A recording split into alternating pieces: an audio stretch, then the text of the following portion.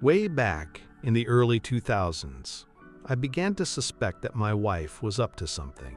Our two kids were about 4 and 6. Still young, but not so young they couldn't tell you something about what had happened in their day. They started talking a lot about staying with my wife's parents during the day, which wasn't really that strange in and of itself, but since they lived about 90 minutes away, doing so 2 or 3 times a week seemed a bit much. That was basically every day she wasn't working at her part-time job. When I asked her about it, she denied it but was never a good liar. So I started tracking the mileage on her car, and sure enough, she was driving an extra 400 or so miles per week. I knew some shit was going on. Then one day I sat down at the computer, and she had left a sticky note with her AOL password written on it next to the keyboard.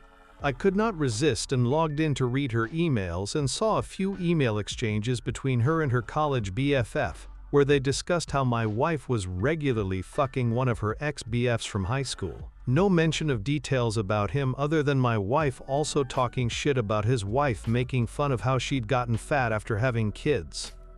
Anyway, I printed out these email exchanges and stashed them. I still needed to know the details, so I called a friend who was a cop, and he suggested I call a guy he knew that had left the force to become a PI. Ron was great. I paid his retainer and gave him the emails and what little I knew about my wife's activities, and he figured out exactly what she was doing. His report detailed with photos and times/dates/locations all about how she would take the kids to her parents, then go meet this guy for lunch. Then they'd go to a dumpy motel for a few hours, after which she'd pick up the kids and return home. At this point, I hired a divorce lawyer.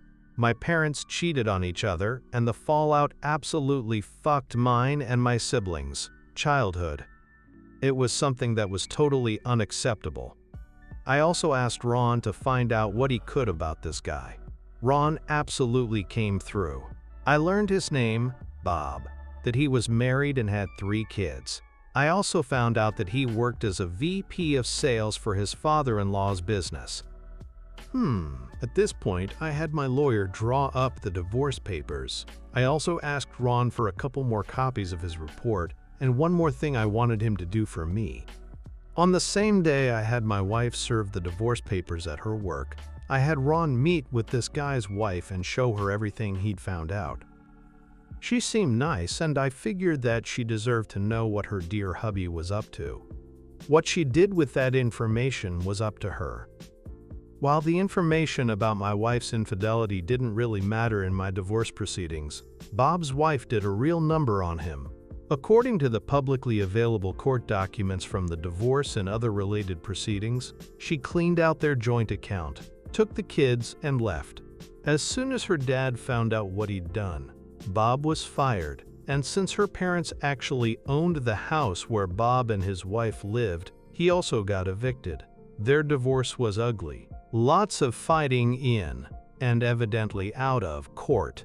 I guess Bob went to the house and started arguing with his wife, and it escalated to the point that her brother stepped in and Bob got his nose broken. There were restraining orders, a few more incidents with police reports, criminal charges, jail time, and so on. I can't find Bob on the internet anywhere these days. Last I heard, he'd left the state, and his ex-wife did. Okay, she went to work at her dad's company and took over after he retired. As for me, my ex and I got along well enough. I didn't engage with her on anything that wasn't related to the kids, and now that they're both adults, I don't talk to her at all anymore. I don't hate her or anything, but I only care in the context that she is my kids' mom and is important to them, nothing beyond that. Subscribe and follow for more short stories.